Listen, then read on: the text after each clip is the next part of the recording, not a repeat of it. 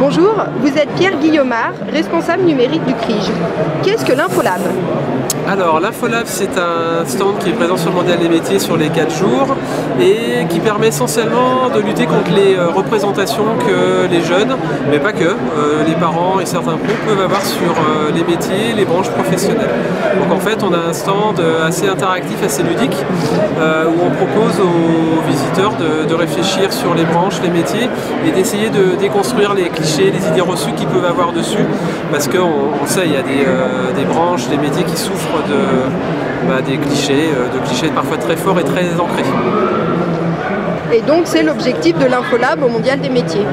C'est effectivement l'objectif de l'Infolab, c'est d'arriver à travailler sur les représentations, les clichés, à permettre... Nous, notre discours, globalement, il est, notamment pour les jeunes, de visiter le mondial avec l'esprit le plus ouvert, d'aller au-delà des clichés qu'ils peuvent avoir sur telle branche ou telle branche en disant bah oui mais moi par exemple cette branche ça me tente pas du tout, en disant faites l'effort, soyez curieux, allez voir, il y a peut-être des déclics qui peuvent se passer, mais pour ça il faut aller au-delà des idées reçues qu'on peut avoir sur des branches ou des métiers. Et pourquoi vous êtes intéressé à l'équité professionnelle? Alors nous, l'équité professionnelle, c'est vraiment un vieux sujet chez nous. On travaille beaucoup actuellement, on demande notamment aux jeunes qui passent quel est le métier de leur rêve. Et notamment, on demande toujours aux filles de faire l'effort de conjuguer le métier au féminin, parce qu'on continue à s'apercevoir que les jeunes filles ont tendance à donner un métier qui les font rêver, mais au masculin. Donc par exemple, elles vont dire moi je veux être acteur. Alors, on dit mais t'es une fille, c'est actrice.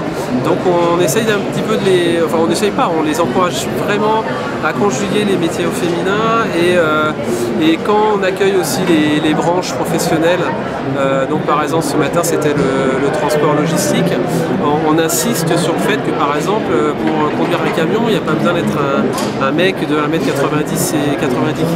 Donc c'est pareil, quand on parle de clichés, de représentation, on y met aussi cette question-là, qui est encore très très forte et c'est très problématique. Merci. Le 22e Mondial des métiers à Eurexpo du 1er au 4 février. Un salon pour découvrir les métiers d'aujourd'hui, de demain, l'emploi et les formations pour mieux choisir, construire ou reconstruire son parcours professionnel. Pour tout savoir, rendez-vous sur www.mondial-métier.com.